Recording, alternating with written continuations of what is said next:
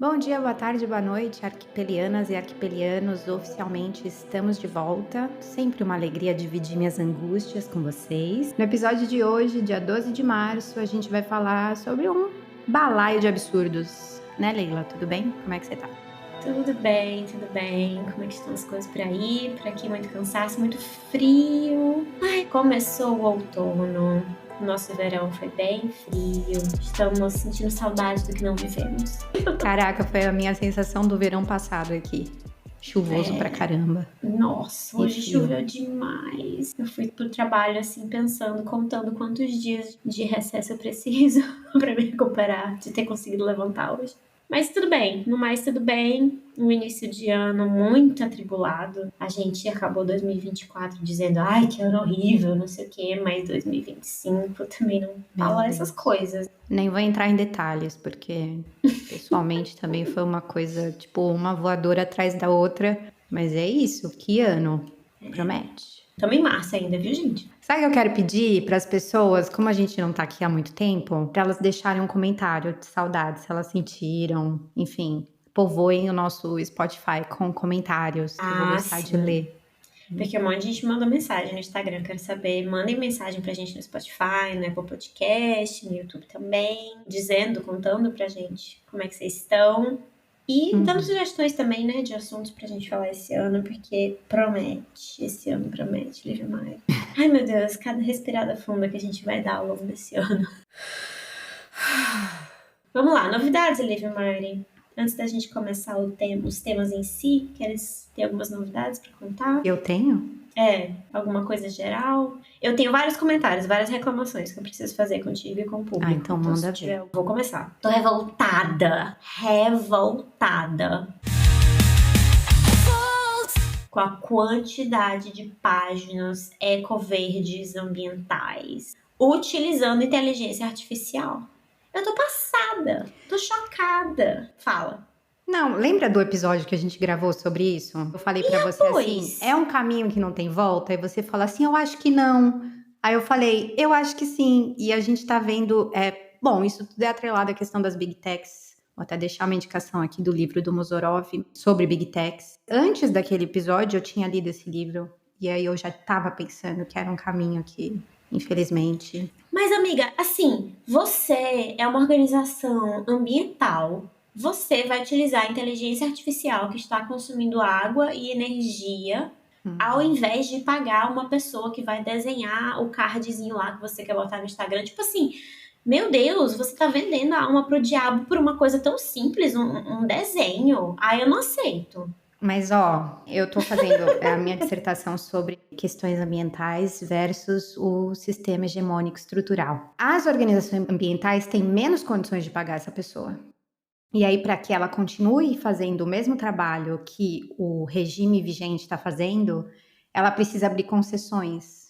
E as concessões hoje estão no universo das big techs e das inteligências artificiais. Faz todo sentido simbolicamente o que você está falando, mas na vida real, por exemplo, eu conheço indígenas que estão usando inteligência artificial para contar histórias dos seus povos, usando inteligência artificial para fazer imagens e de não sei o quê. Eu olho para aquilo, o meu cérebro simbolicamente olha para aquilo e acha, que triste. Aí pelo outro lado é assim, putz, é uma forma de contar as histórias do povo dessa pessoa, né, da onde ele Então, vem. amiga, Mas enfim, é tão complexo quando você vai para a vida real que, olha, veja, é que pra mim, eu sou uma pessoa assim, utópica. Eu sei, Livro Maia, eu sei que é não que difícil. sejamos todos Mas, utópicos, pelo amor de ma- Deus.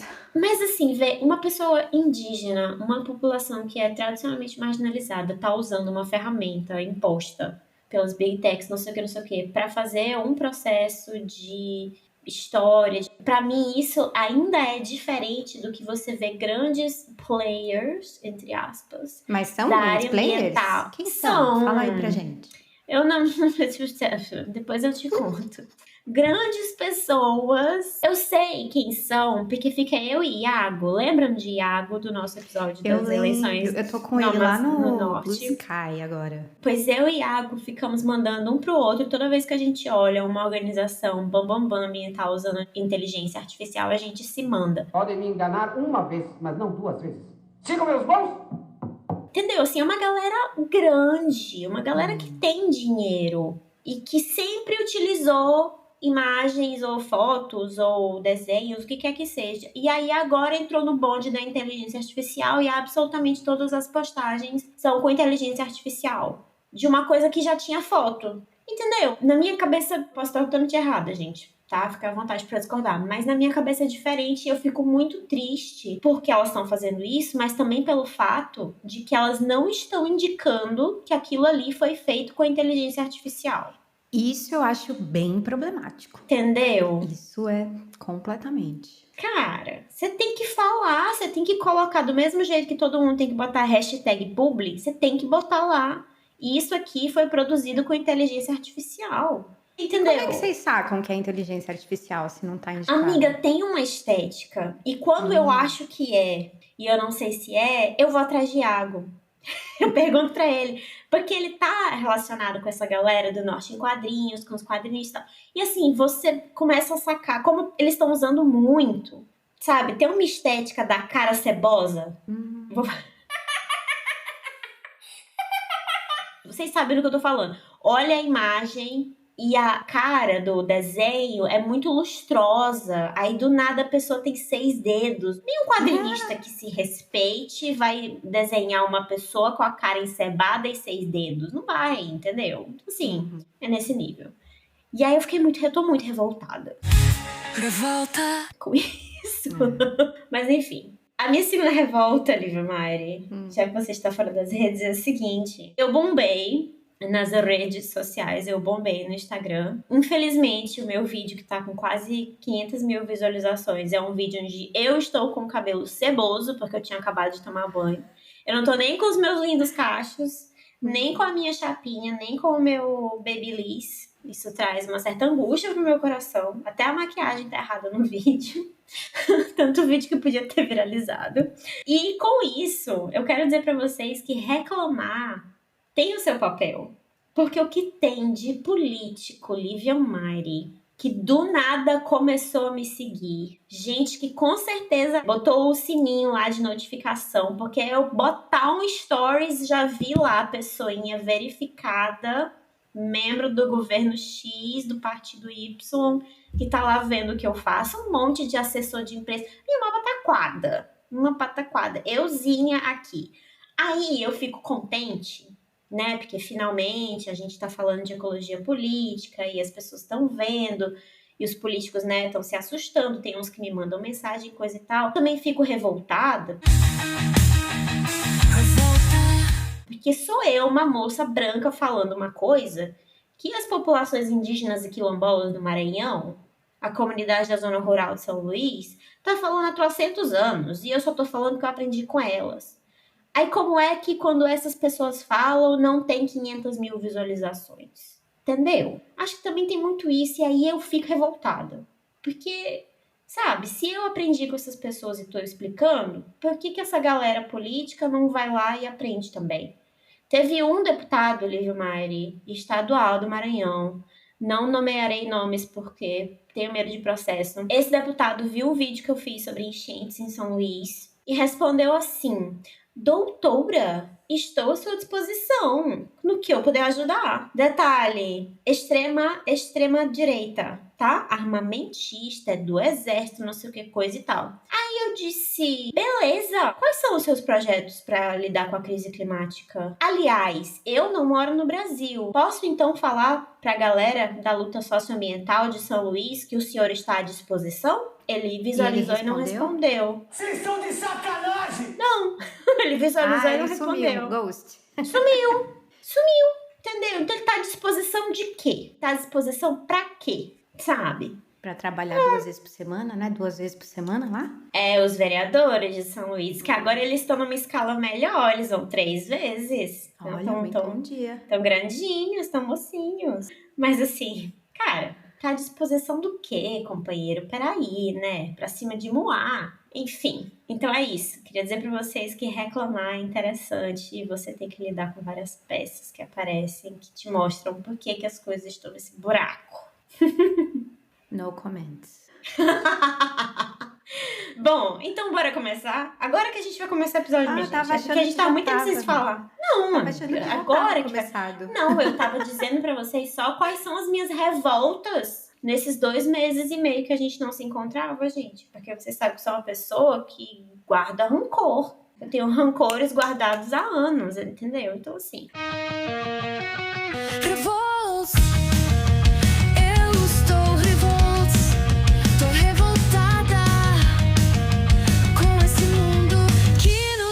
de bobo. Vamos lá, agora eu vou começar o episódio, Liv Maia.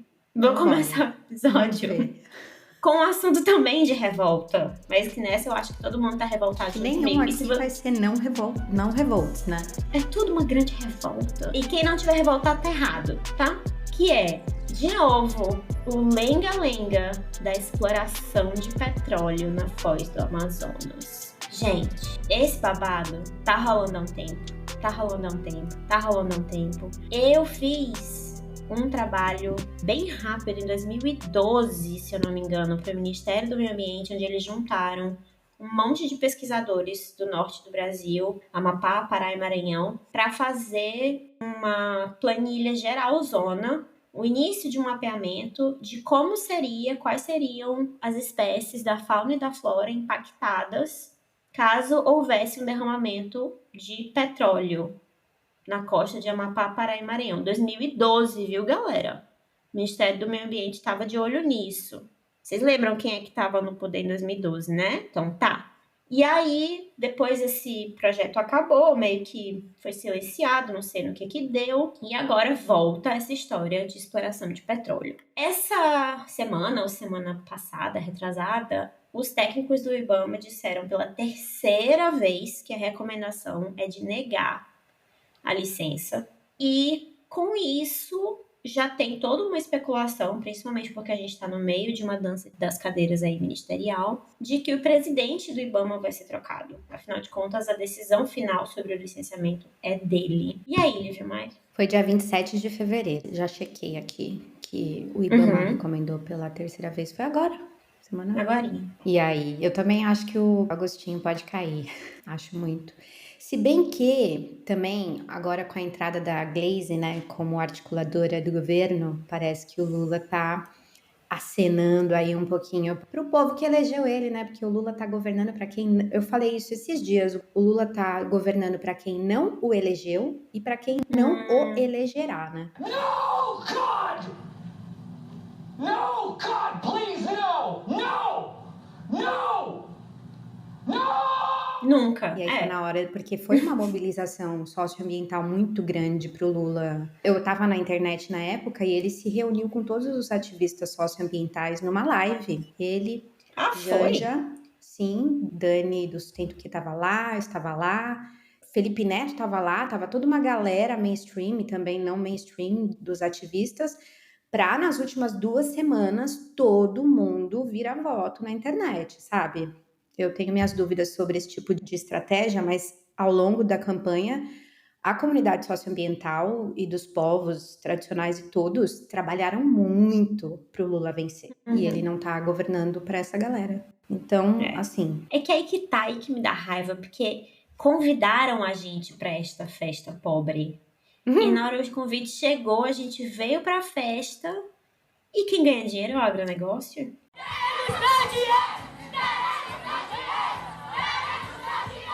Quem ganha dinheiro, entendeu? Assim, cara, peraí. Aí a gente tem que escutar o papinho de Lula. Na hora que ele fez aquela entrevista e ele disse que o IBAMA tinha que acabar com aquela lenga-lenga, eu achei que eu ia ter um troço. Eu achei que eu ia dar tenar. Né? Foi feio. Aí depois ele vem, é asqueroso, depois ele vem e diz que Marina não tem como ser contra o licenciamento, a exploração, porque ela é inteligente.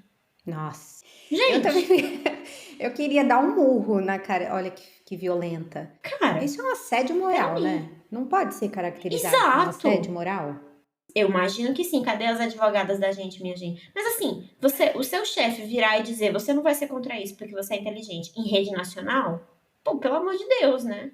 Aí ele diz assim, ai, mas tem que pesquisar, porque, né, tem que pelo menos saber se tem petróleo lá. Por quê, meu amigo? Por que tem que saber? Desde quando Porque você quer é explorar. cientista, com essa sangria desatada de conhecimento, entendeu? Pra cima de mim, revoltada. Não, e é bom falar que essa exploração toda, não sei se você vai falar, Pode falar. para financiar a transição energética, né? Não, olha, a gente vai aqui espetar mais um pouquinho, né, na Foz do Amazonas, etc., porque a gente vai produzir uma transição energética. Só que eu sou da época do Reúne, do pré-sal. Eu tinha acabado de entrar na universidade e tudo o que se falava naquele momento era que o pré-sal ia financiar saúde e educação no Brasil. Só que nunca aconteceu, né? Uhum. E para a transição energética é mais uma justificativa dos tempos atuais para se produzir uma opinião pública em prol da exploração de petróleo. Porque o brasileiro também tem uma coisa com a exploração de petróleo, com a Petrobras, que é uma coisa bem sexy, né? Mas Pode assim, crer. a gente está à beira do colapso climático. À beira não, eu acho que a gente já está dentro do colapso Já climático, tá, né? E estruturalmente falando, não tem como. Amiga, tem uma coisa assim que eu fico abismada. Como é que eu vou dizer isso de uma forma construtiva, gente? Talvez eu não consiga falar isso de uma forma construtiva. Que é a ideia de assim, ai, mas todo mundo faz. Ai, a Guiana tá fazendo. Ai, a Guiana Francesa tá fazendo. Meu amigo, a Guiana Francesa ainda é uma colônia. Você tem certeza que você quer se inspirar na Guiana Francesa? Porque se você quiser, então para tudo e devolve a gente para Portugal, tá bom? Começa daí. Então, é uma visão muito infantil de que se não sei quemzinho fez, a gente tem que fazer também. Porque, ai, não é justo. Todo mundo se desenvolveu usando isso aqui. Então, agora que a gente está dentro de um colapso climático, num país a 2 graus abaixo da linha do Equador, onde Ou faz seja, vai muito mais fritar. calor, vai fritar antes, né, do que os coleguinhas ricos, a gente vai fazer besteira também. Entendeu? Isso é uma visão que eu não aceito, porque todo brasileiro, nós somos 207 milhões de brasileiros, todos nós ouvimos da mãe da gente dizer, você não é todo mundo. Então, assim, não é possível que nem isso a gente aprendeu. Mas não é só o caso da Guiana, né? Tipo, os Estados Unidos, desde o breakthrough deles do fracking de petróleo, os caras redesenharam a geopolítica energética do mundo com essa descoberta de como extrair gás de rocha, que é muito poluente, e tá espetando os Estados Unidos todo. E eles se tornaram, né? Eles já tinham uma previsão de quando eles teriam que começar a importar o petróleo, eles se tornaram um grande exportador. E olha no que deu, né? Estão com uma ditadura há 40 dias. Então, assim, assim, e a outra coisa, Lívia Mari, é que, assim, isso que tu falaste do Reúne, do pré-sal e tal. Alguém me mostra o plano. Não Alguém tem, me nunca mostra teve. esse plano de transição energética, porque, assim, é muito bizarro que eles falam assim, não, mas se tivesse exploração, ela é daqui a 30 anos. Então tá, mas então a gente vai começar a fazer a transição energética daqui a 30 anos? Santa tartaruga! Entendeu? Assim, cadê? Gente, me dê uma dimensão temporal de quando isso vai acontecer. Porque no sul do Brasil já tá chovendo de novo, a gente já teve não sei quantas ondas de calor, a população do norte tá sufocada por conta da fumaça. Então, assim, quando é que vai começar essa tal transição? Não é discursivo, né? Não vai, né? Não vai começar. Plano. Que plano, assim, amiga? A gente só tem que que jogar aqui plano? uma meia dúzia de palavras que combina. Tudo solto, assim. E aí o pessoal cai. Aí toda vez que eu boto na internet assim, gente, cadê esse plano? Ou, gente, não dá pra explorar petróleo pra fazer transição energética. Aí vem os grandes patriotas de esquerda, que anda todo mundo de coletinho laranja, de macacão laranja da Petrobras. Ai, você é contra a soberania do Brasil. Meu amigo, eu sou a favor do povo brasileiro. E o povo brasileiro está derretendo. Pode usar teu macacãozinho laranja o quanto tu quiser, mas a população brasileira está morrendo. Tem 12 mil famílias no Rio Grande do Sul que ainda não tem casa depois do que aconteceu ano passado, cara. Entendeu? Como se os estados que estão atrelados às políticas do pré-sal tivessem ricos, né? A população super afluente, recebendo o retorno dessa exploração, quando na verdade com a oscilação do preço do petróleo, isso causa choques terríveis nessas populações, trava várias políticas públicas, não funciona, né? Nem não funciona. Na vida real, se você for analisar esses estados que estão atrelados à exploração de petróleo, você não tem o que eles dizem que vai ter, que é esse tal desenvolvimento, né? Até porque, assim, se você perguntar para 26 estados brasileiros se o modelo dele de estado é o Rio de Janeiro, não tô falando da beleza natural, tá? Nem do povo carioca, do povo fluminense. Tô falando o estado em si. Eu duvido que o resto de nós queira estar na situação do estado do Rio de Janeiro, que é o estado que está há décadas atrelado à exploração petrolífera no Brasil, correto? Então, assim, é isso que vocês querem ser? Esse é o exemplo de vocês? Aí você vê uma galera que supostamente é de esquerda dizer: ai, mas olha, o norte do Brasil. Já me falaram isso. Ai, porque com petróleo, com a exploração, com não sei o que, vai ter imposto estadual. Cara, isso não existe. Não é cobrado ICMS nem de soja. Oi? Tem mais subsídio do que imposto. Exato. Pra fazer isso. Que nunca Exatamente. paga, né? Nunca chega no break-even. Eu quero muito emendar esse assunto aí na termoelétrica do DF, porque a gente ia deixar para o final, mas eu acho que é importante colocar aqui, porque não é só a questão da exploração do petróleo, né? Tem essa nova termoelétrica que eles querem construir em Samambaia, que fica a 35 quilômetros ali da Praça dos Três Poderes, em cima de uma escola que atende 600 alunos, numa comunidade com várias questões em relação a indicadores socioeconômicos. E assim, os impactos de uma termoelétrica, estamos falando de combustível fóssil. Nesse caso aqui vai ser gás, mas podia ser qualquer coisa, né? Podia ser queima de biomassa e tal. É igual uma termoelétrica, só que você usa o combustível fóssil para girar a turbina. Então, você queima gás, você queima combustível fóssil, na verdade, isso gira uma turbina e essa turbina gera energia elétrica. Cara, isso é bizarro. Falando em phase out, né, em acabar com a exploração de combustíveis fósseis, um projeto para construir uma nova termoelétrica ali do lado de Brasília. Então, assim, a gente está desenvolvendo um problema estrutural contra a transição energética que a gente tem que fazer, dizendo que a gente vai resolver a transição energética. Gente, a gente tem que aprender que os discursos, eles são completamente vazios, né? É aquilo que eu acabei de falar. Combina-se uma quantidade de palavras que é mainstream do momento para passar projetos como esse.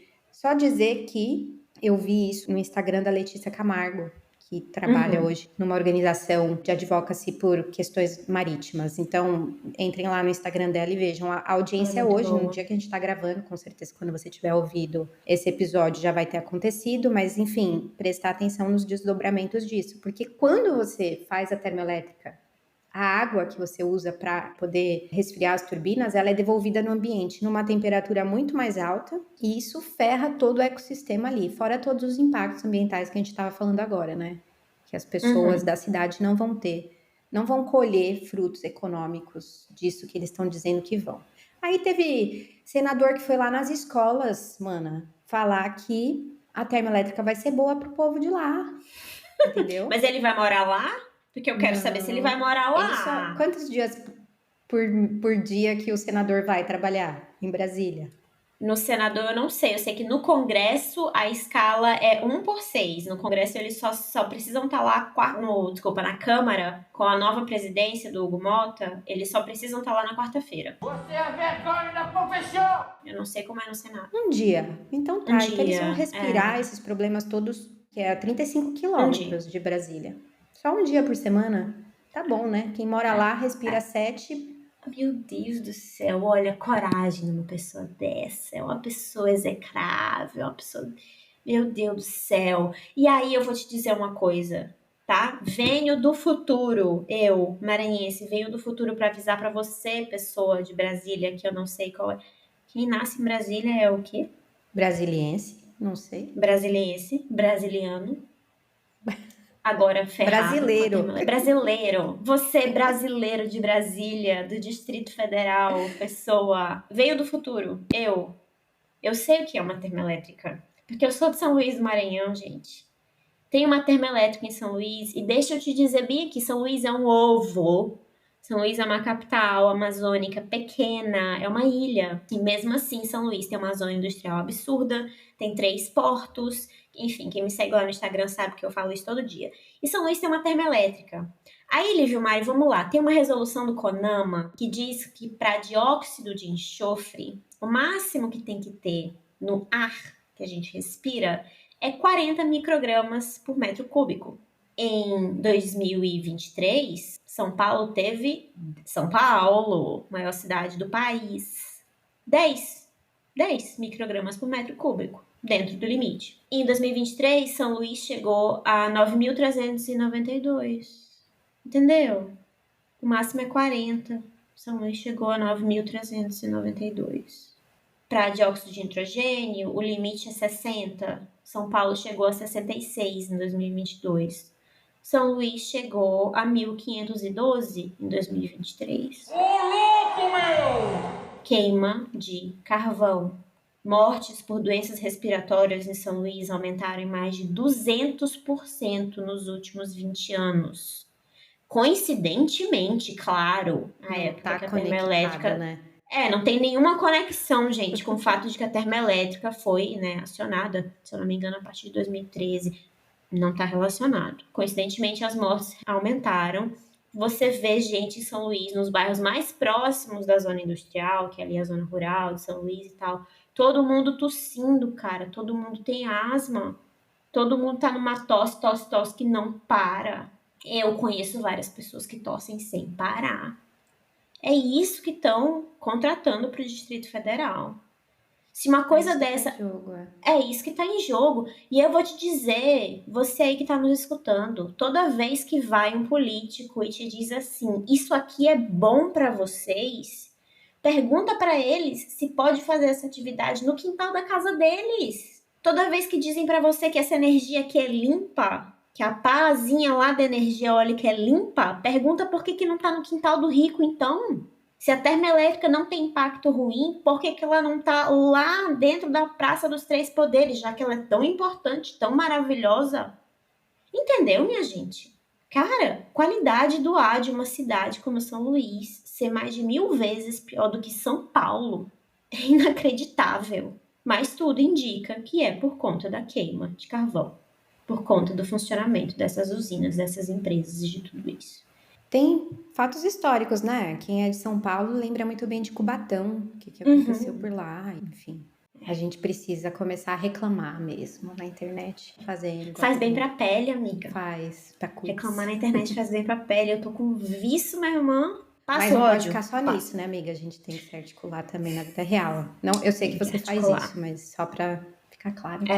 Tem que articular. Inclusive, faço a propaganda aqui, porque em São Luís tem uma galera do Movimento de Defesa da Ilha, que é uma galera que eu já recomendei aqui nas nossas indicações, e é uma galera que está há anos nessa luta contra a deterioração da qualidade do ar de São Luís. Essa luta que ela ficou ainda mais importante depois que a gente perdeu uma grande liderança da zona rural. Dona Máxima morreu de câncer de pulmão, passou a vida lutando contra tudo que estava acontecendo na zona rural e morreu de câncer de pulmão, como tantas outras pessoas em São Luís. O Movimento de Defesa da Ilha tem deixado sua luta cada vez mais impactante e lutado com cada vez mais força, também em honra da Dona Máxima. Então, gente, não dá. Não dá mais para ter termoelétrica, não dá mais para ficar nessa de vamos explorar isso aqui, vamos fazer essa pesquisa aqui, não dói nada, não é ruim para ninguém, que é ruim para todo mundo. Você não é acionista da Petrobras, gente.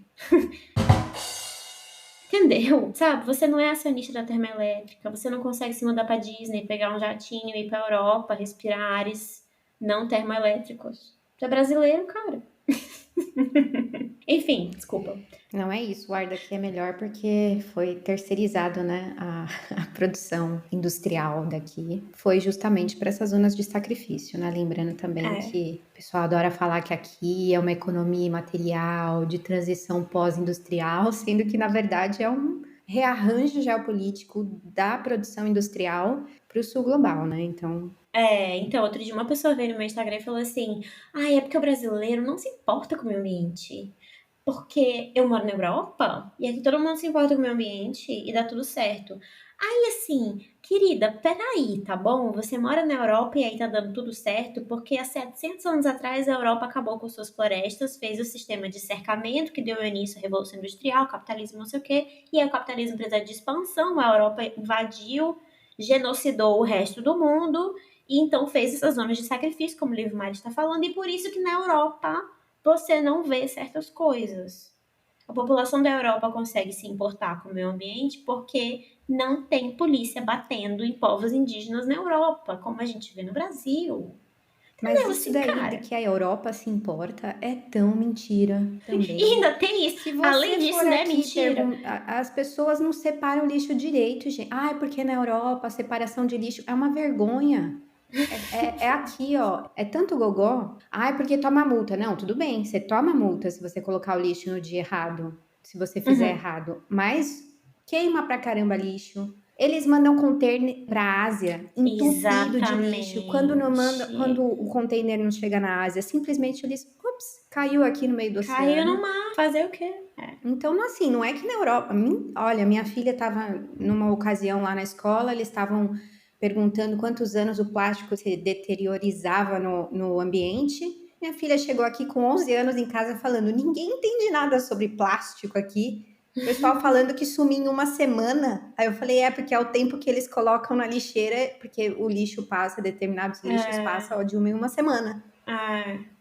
Então, assim, 6º ano, sabe? E vai tudo pra Malásia. Meu Deus do céu. Com certeza. Ai, olha. Haja coração! Falando em coisas abstratas, né? Já que a gente tá nessa onda. Tu viste a carta que o presidente da COP escreveu? O presidente da COP fez uma carta que ele mandou pra todo mundo, todos os países. Ficou legal. Ficou legal? Ficou legal. Eu achei a carta legal. Eu acho que a carta totalmente contrária a tudo que Lula faz e fala, e o seu Ministério de Minas e Energia, e o seu Ministério de Desenvolvimento Agrário, e o seu Ministério da Fazenda, e a carta é totalmente contrária a tudo que o governo Lula tem feito. Mas ficou bonito a Liv Maia, ficou bonita a carta. Inclusive, ele falou assim, ó, abro aspas, enquanto atravessamos o luto de perdas humanas e materiais, 2025 tem de ser o ano em que canalizaremos nossa indignação e tristeza para uma ação coletiva construtiva. A mudança é inevitável, seja por escolha ou por catástrofe. Aí, assim, eu concordo com o início da frase, canalizar a indignação e tal, mas esse querido ainda acha que a gente tem escolha. A mudança é inevitável, seja por escolha ou por catástrofe. Amigo, a mudança já está aqui e ela é por catástrofe. Que escolha? Como assim? Mas ele mandou a carta para todos os coleguinhas, para todos os países, e o documento em geral é bem bonito.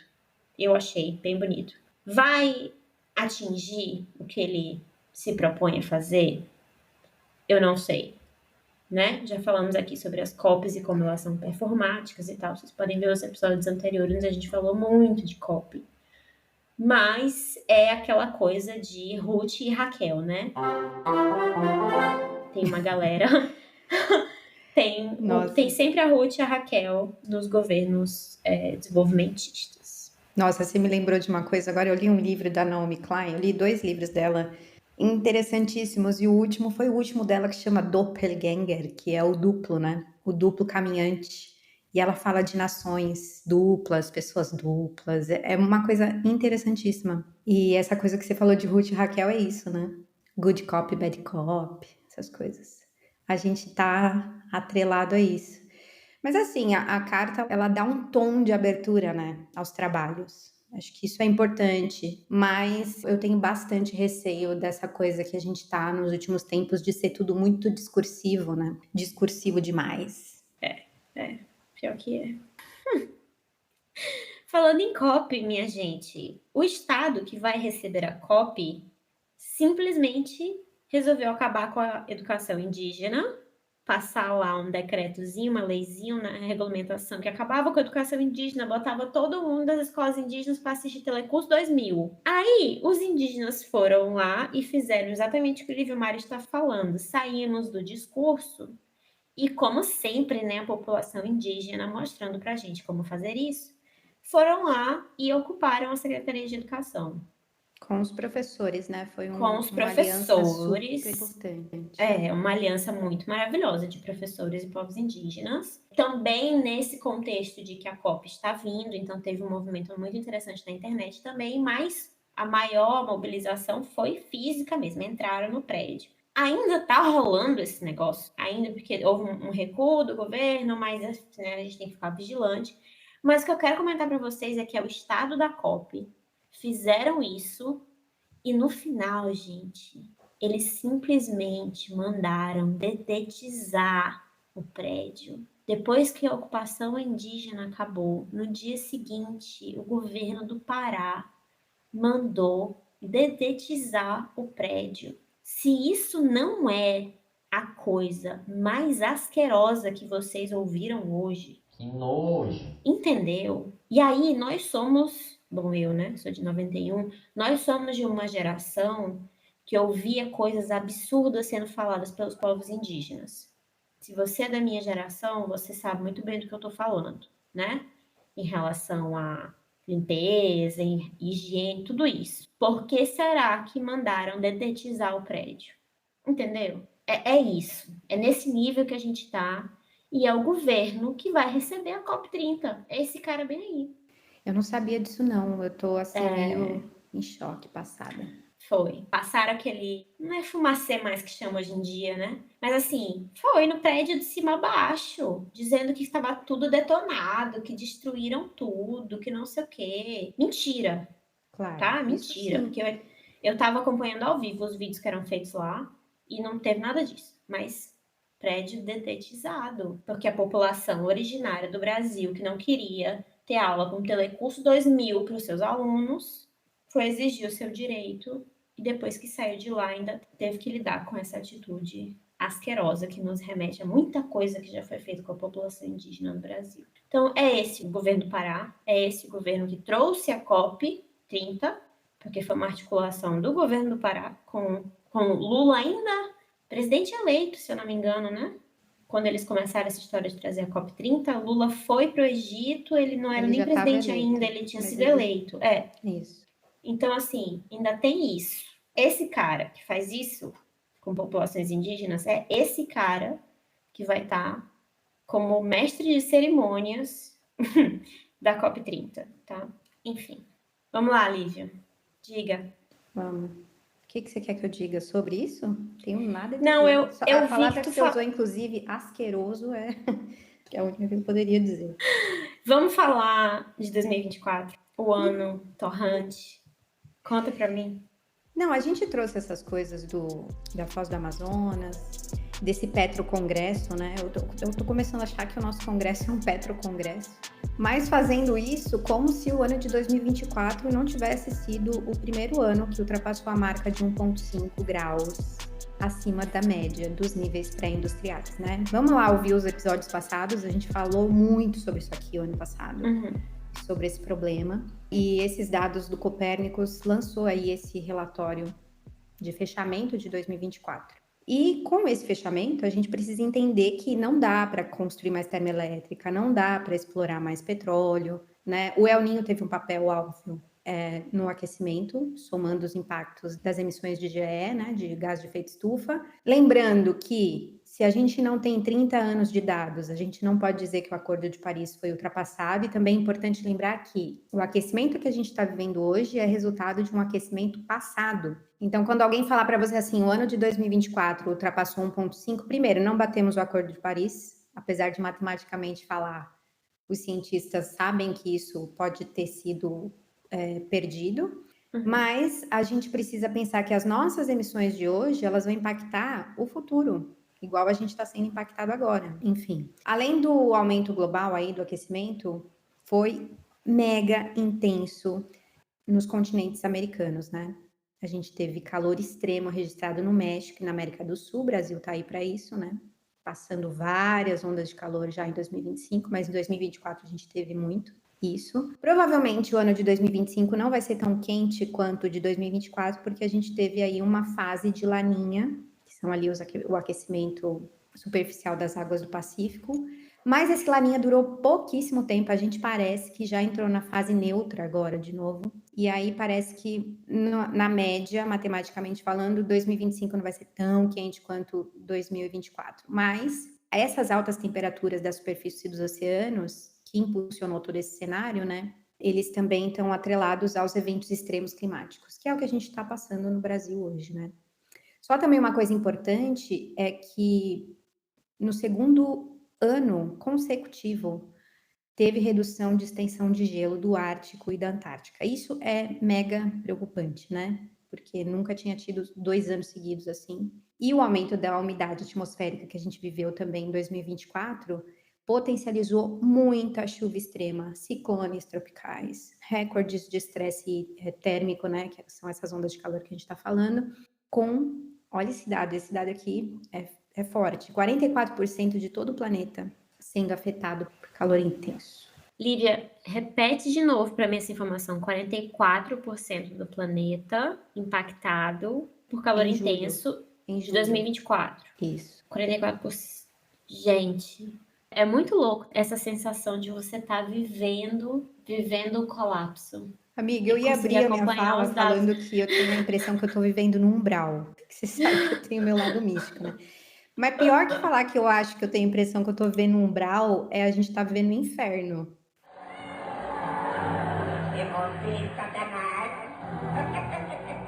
Cara, o que é Brown? Umbral? O que umbral? É um lugar entre o inferno e a terra. No espiritismo tem esse umbral, que é essa faixa, assim, que é uma coisa terrível de sofrimento e tal. Tá vendo? É por isso que eu tô falando, pior que isso, só o inferno mesmo. Mas eu tenho a impressão que a gente tá no umbral. Cara, que absurdo, bicho, como pode? E aí, a gente teve essa onda de calor agora. Já teve quantas ondas de calor no Brasil? Cara, 2025? 3? Várias seguidas. Eu não sei o número exato, eu nem chequei, mas eu acho que para mais de 5. Eu acho. Aqui posso estar sendo totalmente aleatória. Aí eu tava acompanhando o carnaval no Brasil, porque vocês não sabem, mas eu sou a pessoa do carnaval. Mas eu sou muito a pessoa do carnaval, sabe? E aí eu tava aqui escutando axé antigo e vendo, anos 90, e vendo as coisas do carnaval e tal, as reportagens, não sei o quê. Cara, domingo de carnaval tava no meio de uma onda de calor e tava todo mundo na rua. E eu fiquei pensando assim, olha a desgraça. A maior festa de rua do planeta, o momento onde a gente mostra mais o nosso potencial, de quão maravilhosos nós somos, e daqui a pouco a gente não vai mais estar conseguindo fazer nem isso. Porque é perigoso. Já começou a ficar perigoso, já tem gente passando mal. Eu vi nas reportagens, não sei quantas centenas de pessoas passam mal em bloco, não sei o quê. Porque, cara, tá a sensação térmica de 50 graus, você tá no meio da rua pulando, não vai dar certo, né? No caso, quando é calor, é desconforto térmico. Mas você sabe que eu trouxe 2 estudos aqui, bem bizarros, que assim, eu acho, acho que o Paulo Artacho falou isso uma vez, a gente não precisa de estudo mais para nada em relação à mudança climática. A gente já produziu tudo o que a gente poderia para provar o que está acontecendo, né? Mas teve uma nova pesquisa que saiu na Science que sugere que a exposição ao calor extremo pode acelerar o envelhecimento biológico em adultos mais velhos. A gente ainda não é adultos mais velhos, mas os nossos pais com certeza são. Os pais, acho que de todo mundo que está ouvindo esse episódio aqui, né? O estudo analisou 3.600 pessoas, um pouco mais, de americanos com mais de 56 anos de idade. Entre 2010 e 2016, ou seja, é um estudo extenso que ainda nem estava no contexto de colapso ambiental que a gente está vivendo hoje. Enfim, analisando amostras de sangue para avaliar mudanças epigenéticas. Você é bióloga, sabe mais do que eu o que isso significa. E relacionando esses dados ao histórico de exposição ao calor em diferentes regiões ali.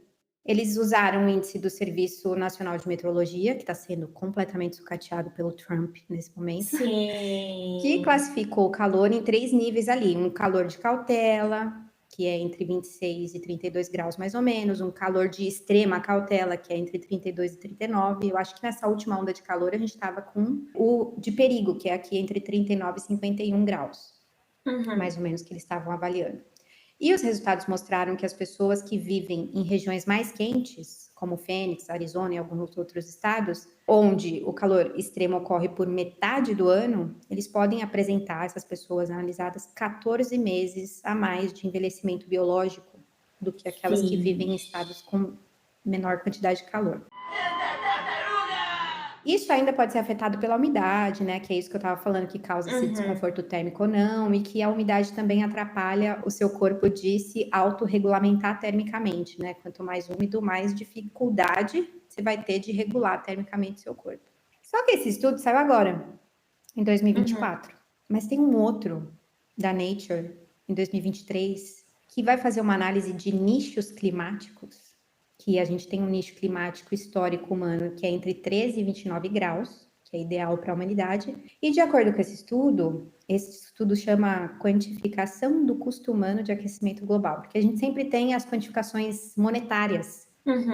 E essas quantificações monetárias, elas sempre estão muito focadas no que os países ricos vão perder, como se eles fossem mais importantes em relação às perdas que a gente vai ter aí durante as mudanças climáticas. Mas, enfim, de acordo com esse estudo, ao contrário das avaliações tradicionais, né, monetárias, com o ritmo atual, isso foi em 2023, a gente nem tinha batido o ano mais quente da história.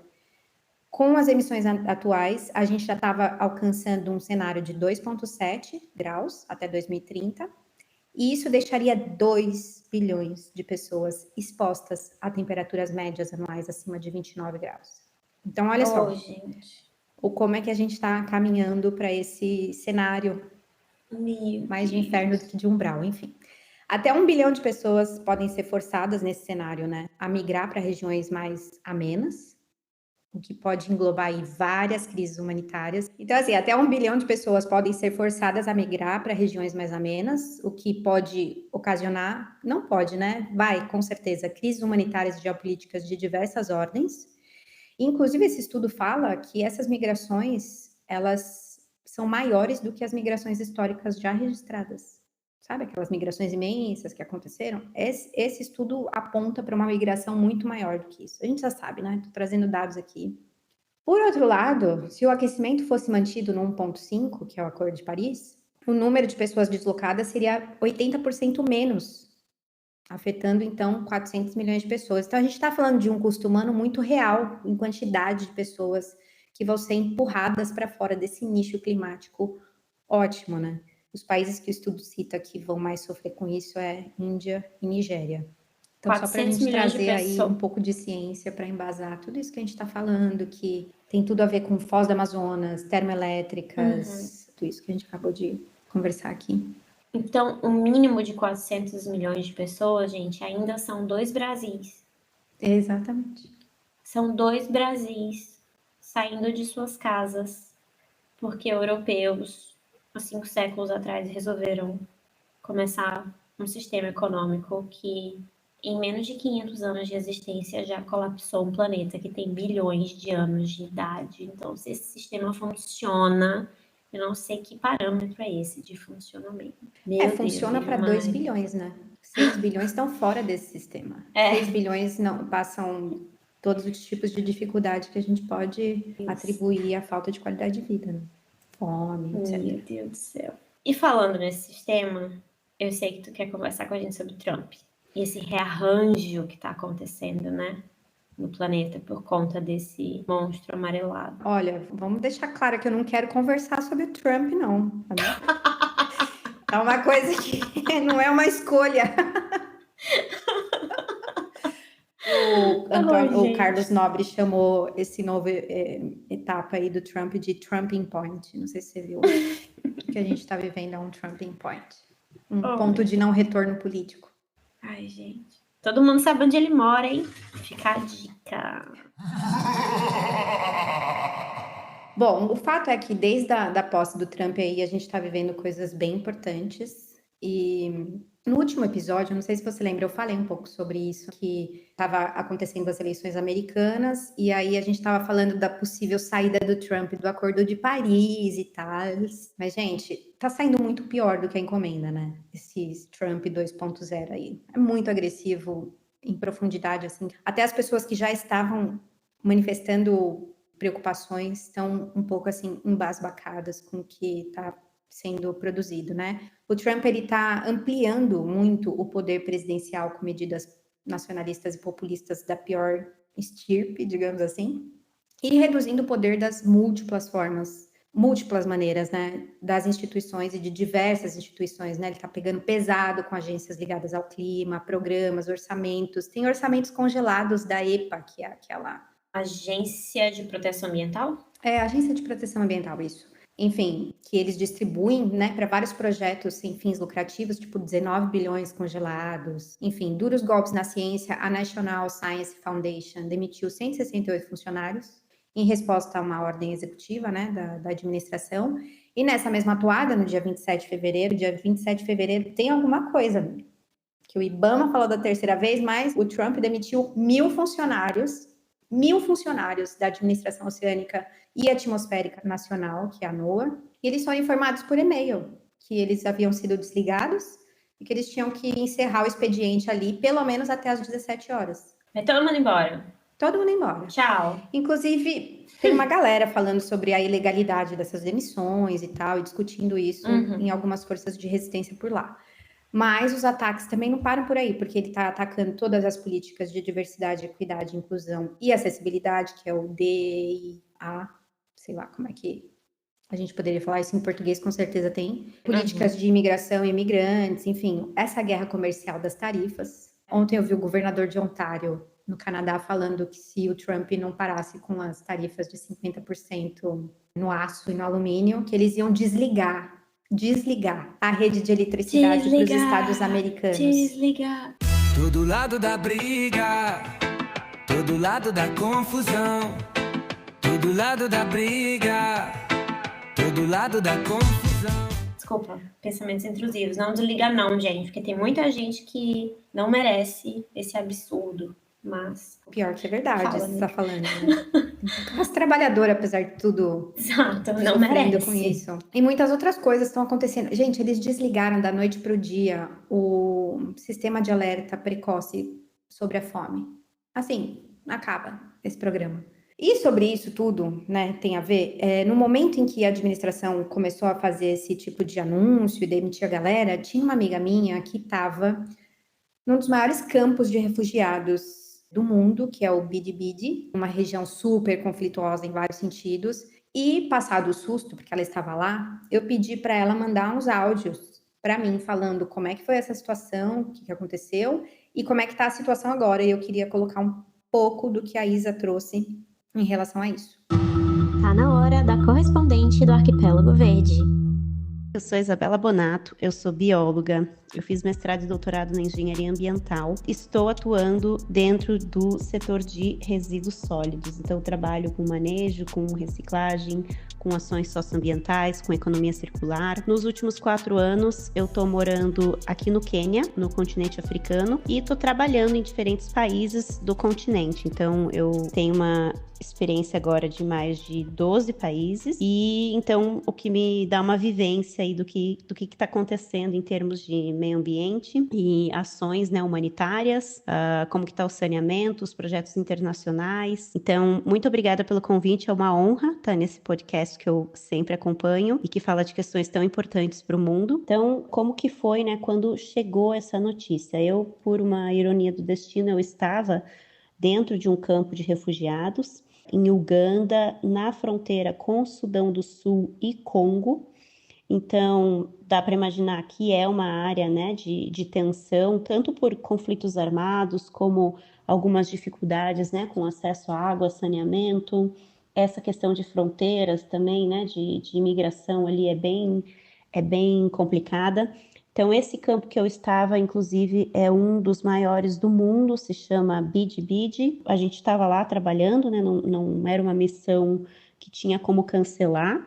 E já no primeiro dia foi o dia que começaram a chegar as cartas, porque quando o governo do Trump colocou, né, isso em pauta e divulgou isso, começou a chegar cartas para todas as instituições internacionais, para os consultores, para o staff fixo, para as embaixadas, e aí todo mundo começou a disseminar essas cartas, falando que os Estados Unidos, né, por tempo indeterminado e por, né, enfim, cada um dava uma explicação que tentava ser bonita, ia congelar o financiamento para aquela determinada atividade ou instituição, e que todos os recursos estariam em pausa. E então que os funcionários tinham, né, dependendo as missões ali, dependendo do projeto, alguns foram avisados de 30 dias, outros 60, outros 90. Isso foi no primeiro dia que eu cheguei, então assim, eu falei, gente, como é que a gente vai fazer isso, né? Porque uma das partes desse meu projeto era entrevistar as instituições ali, né, para saber como que estava o manejo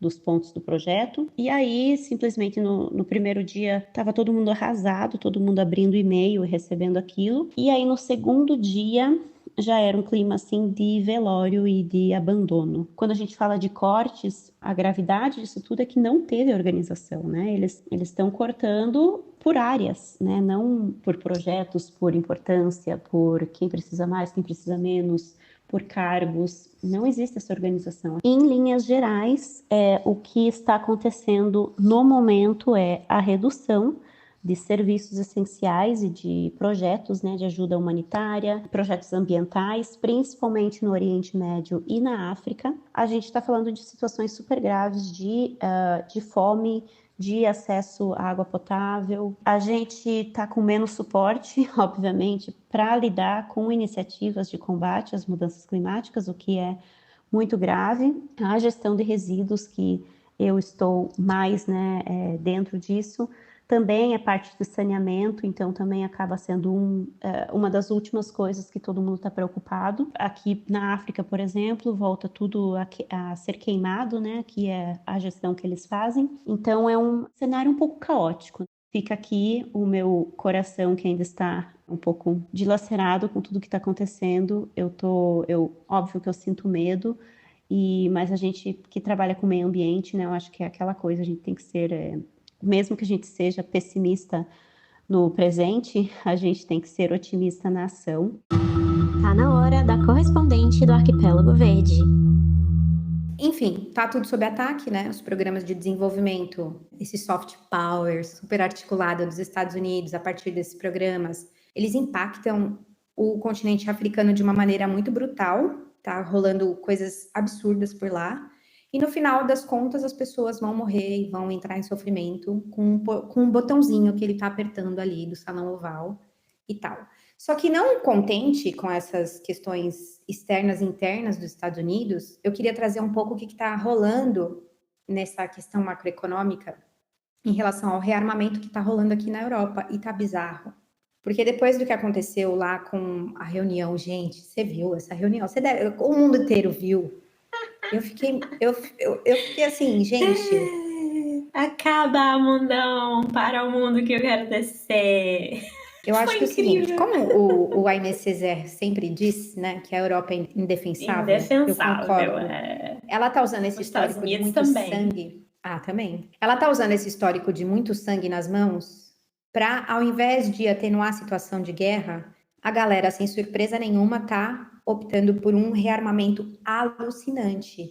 Só que isso tem um impacto aqui nessas questões que a gente fala socioambientais tremendas. Eu vou trazer alguns números aqui, ou sinais, se a gente pode falar em sinais. Após o fracasso dessas negociações de paz ali do Zelensky com os Estados Unidos, ele suspendeu, então, toda a ajuda militar para a Ucrânia, cortou as imagens de satélite, eu não sei se você viu isso, acusou a Ucrânia de aumentar os riscos da Terceira Guerra Mundial, enfim. Na sequência disso, vieram vários anúncios muito loucos. Inclusive aqui na minha região, na região do Rhein, que é o Rio Reno, tem várias fábricas fazendo conversão para a produção militar de munições e blindados. Então, Friedrich Merz, que é do Christlich-Demokratische Union Partido, que é o Partido Democrata Cristão, olha só, que irônico. Ele venceu as eleições aqui há 3 semanas na Alemanha com essa questão do fortalecimento do rearmamento europeu para diminuir essa defesa dos Estados, essa dependência de defesa dos Estados Unidos, né? Na sequência, o Reino Unido já anunciou o aumento do orçamento de defesa, é o maior desde a Guerra Fria. Não sei se você viu isso também. E ele anunciou que os cortes virão do quê? Da ajuda aos países em desenvolvimento. É daí que vai sair que o dinheiro. Surpresa! É muita surpresa. Esse pessoal é... Me faltam palavras. Vocês sabem que eu falo muito, mas me faltam palavras para dizer o quanto esse povo é nojento. Aí, amiga, nessa esteira aí, semana passada a União Europeia, numa reunião sinistrona também, inclusive com Zelensky presente, lançou o rearme da União Europeia com 800 bilhões de euros para países membros adquirirem equipamentos militares de defesa aérea, artilharia, mísseis, drones, sistema antidrone, além de vários investimentos em cibersegurança e mobilidade. Peraí. Pausa. Rapidinho, conseguiram 800 bi. Era o que eu ia falar agora. Engraçado que o dinheiro surge como um passe de mágica, né? Tava Porque, escondido claro, parte aonde desse esse dinheiro vai ser dinheiro? empréstimo. 150 bilhões ali parece que vai ser empréstimo, mas o resto é tudo de um fundo. Sabe esse fundo que a gente fica tentando conseguir aí nas Que a gente COPs? tá há trocentos anos pedindo fundo de perdas e danos de mitigação e adaptação? Esse fundo, que nunca surgiu, a Europa achou em uma semana para gastar com guerra. É isso que tu tá me dizendo? Não sei se foi uma semana, mas foi perto disso. Entre o anúncio do Trump e aí depois a eleição na Alemanha e todas essas questões, eu acho que é mais ou menos isso. Alguns dias. Cara, a Alemanha, Suécia, França, Holanda reduziram todas as suas contribuições, ampliando o déficit global para ações climáticas a partir disso. Gente, e aí, Lívia, é importante a gente dizer aqui para as pessoas que todas as nossas metas de redução de emissão de gases de efeito estufa já estavam ameaçadíssimas por conta do conflito tanto entre Ucrânia e Rússia, quanto o genocídio em Gaza, né? Que cada bomba dessa, viu, gente, emite tanto para sua produção, quanto quando de fato ela é lançada, aí também há um custo, né? Para a crise climática. Eu não tenho mais nem palavras. Então a gente, na verdade, está indo mais pro buraco do que a gente estava há 3 semanas atrás, pelo visto. Com mais possibilidade de ter armas sendo utilizadas para várias coisas, inclusive para emitir mais gases de efeito estufa que vão piorar a crise climática. É isso. O quadro não é muito diferente, não. Gente. Eu aqui, vou dar um relato pessoal, eu frequentei o sul da Alemanha aqui 6 meses, essa reunião durar, inclusive. Eu estava na rua com uma amiga e xingaram a gente de Ausländer, né? De seus estrangeiros, voltem para o seu... Gente, eu não moro na Alemanha, tá? Eu não pude falar isso pro cara. O cara tava bem desequilibrado, assim. Foi a primeira vez que eu sofri um negócio desses, faz alguns meses. E depois eu conversando com algumas amigas, teve uma amiga dessa minha amiga que foi jogada para fora do trem, no meio da neve, em Dresden, que é no leste, que é onde coisas horríveis estão acontecendo, onde a AfD, que é o Partido Alternative für Deutschland, que é o partido de extrema-direita, tem mais força, né? Vem tendo mais força. E várias coisas estranhas, sabe? Estão acontecendo. Então, assim, eu acho que diante desse programa de rearmamento, as coisas estão bem postas, claramente, sabe? Eu não sei, eu posso estar sendo bem derrotista. Eu costumo dizer que eu não estou sendo derrotista, mas tem pessoas que têm me acusado de ser derrotista, de ser pouco otimista. Eu acho que a gente está diante do final das COPs, né? Porque os Estados Unidos, ele saiu do Acordo de Paris. Eu acabei não falando, mas ele saiu. Ele acabou com várias outras questões também. Os Estados Unidos saíram também de toda a discussão de perdas e danos, né? Que é uma das coisas que essa COP30 supostamente vai discutir, dessa vez vindo dos setores privados, inclusive, já que o setor público não está fazendo. Mas isso é uma discussão para outro episódio, né, minha gente? A gente fez uma discussão sobre isso em um dos episódios passados. E esse ano eu acho que a gente vai ver muito isso também de atores privados tentando entrar nessa linha, se eles também não voltarem, né? Se voltarem para a questão armamentista. Eu queria te dizer, Lívia Mário, que você não é derrotista, você está sendo derrotada. Vamos botar isso bem aqui, tá bom? Você não é derrotista, você está sendo, os fatos estão se impondo, você está sendo, nós todos estamos sendo derrotados. Eu acho que é por aí. Porque, nossa senhora. É porque eu acho que eu falei sobre as eleições em 2026 no Brasil, que a gente tem grandes chances de ter a extrema-direita de volta. E aí eu acho que alguém comentou comigo, não, acho que a gente tem que ter um pouco... Gente, tá dado. É claro que eu acho que a gente não tem que entregar tudo, os pontos e tal. Nem é isso que eu faço no meu dia a dia, acho que não é o caso aqui da gente fazer, sabe? Mas eu que tô aqui, eu tô em território europeu, eu tudo bem, todo mundo fala, não, mas a Suíça é o país mais seguro da Europa para morar. Aí eu falo, seguro para quem? De que forma, né? Hoje, porque antigamente, porque tem os Alpes, tal, isso impede invasões, tá? Mas hoje em dia é tudo drone, querido. Hoje em dia é tudo automatizado, né? Então não sei até que ponto essa neutralidade hoje em dia salva alguém de alguma coisa. Mas não era isso que eu queria falar. Diante de um rearmamento global, como está posto, exatamente isso. Os fundos, 150 bilhões desses 800 bilhões que a Europa anunciou, vem de investimento privado. Enfim, dos 800 bilhões, 150 vem de fundo, de empréstimos. Claro, mediado pela União Europeia, mas você acha que vai vir da onde? É isso que você falou. Muito claramente pode acontecer uma migração, né? Os acionistas querem o quê? Lucrar. Será que Claro.